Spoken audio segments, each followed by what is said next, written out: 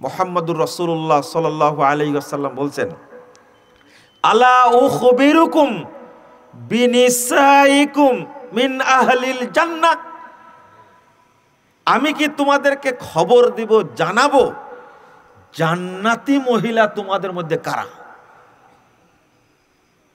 বলেন তো কে জান্নাতি মহিলা? এটা শুনেছেন কোনোদিন? জান্নাতি মহিলা কে?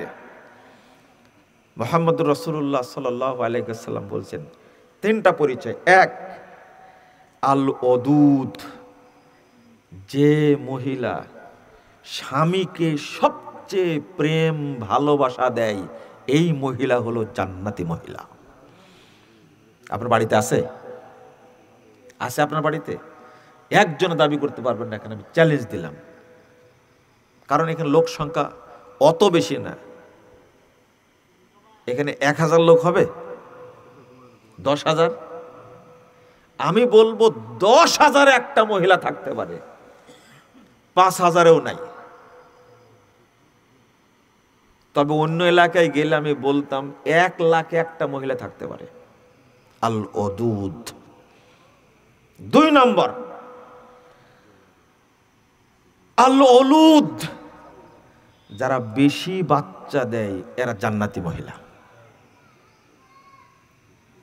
আপনার ওয়াইফ কোনোদিন আপনাকে সম্মান করে না, ভালোবাসা তো অনেক দূরের ব্যাপার। এ যাবৎ একজন মহিলা আমাকে বলেছেন, বাড়ি পাবনা, হয়তো এই মহিলা বক্তব্য শুনলে বলবে যে আমার কথাই বলছেন। তার হাজবেন্ড শিক্ষক, তিনি আমাকে বলছেন যে যেহেতু শিক্ষক সবার স্যার, সম্মানী ব্যক্তি, তা আমি বিয়ের পর থেকে তাকে স্যারই বলি। কেন স্যার বলেন? আমি সম্মান দিই তাকে, আমি স্যার বলে ডাকি তাকে।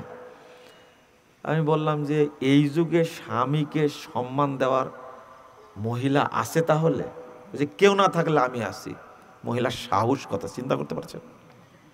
কেউ না থাকলে আমি আছি, অন্তত সরাসরি আমার শোনা, এটা ভায়ানা ফোনে কথা হচ্ছে, আমি আছি, আমি আল্লাহর কাছে বলতে পারবো আমি আমার হাজবেন্ডকে সম্মান করেছি। জটিল ব্যাপার। এক মহিলা, আমার হাজবেন্ডকে আপনি জিজ্ঞেস করেন, মাঝে মাঝে দেখা হয়, কিন্তু মজার ব্যাপার কি জানেন? কথা হচ্ছে কিন্তু পরিচয় দেননি। অনেক কথা হওয়ার পরে আমি এবার বলছি যে আপনি যার সম্পর্কে কথাগুলো বলছেন মনে হয় তাকে আমি চিনি। তখন পট করে বলছেন, এবার তুমি বলা শুরু করেছে। তাহলে তুমি তো আগেই বলার দরকার ছিল তোমাকে। তাহলে ঠিকই, মহিলার দাবি আমি আমার হাজবেন্ডকে সম্মান করি। আর আল্লাহ রাসূল সম্মানের কথা বলেননি, কি? আল ওদুদ, সবচেয়ে ভালোবাসে তার স্বামীকে, এই মহিলা জান্নাতে যাবে। কোন কোন হাদিসে 3 বার আসছে। আর একটা হলো আল আউদ, যে মহিলা তার নিজের ব্যাপার এবং তার সম্পদের ব্যাপারে স্বামীকে কখনো দ্বিমত পোষণ করে না। এই গুণ আছে। আপনি একটা কথা বললে ও 14টা বলবে আপনাকে। ভুল বললাম? আপনার বাড়িতে নাই? নাই, আমি চ্যালেঞ্জ করলাম, থাকলে আল্লাহ যেন আমাকে মাফ করে। রাগ করছেন আপনি? বলবো আরো? আল্লাহ রাসূল শেষে বলছেন, ইদা যুলিমাত আও যালামাত।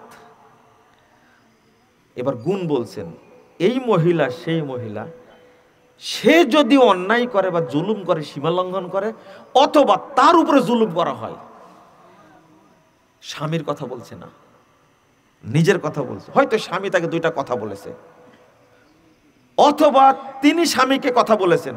আবার বুঝেন তো, আচ্ছা স্বামী 2টা কথা বলেছেন তাকে, তার জন্য তাকে অনুতপ্ত হতে হবে কেন?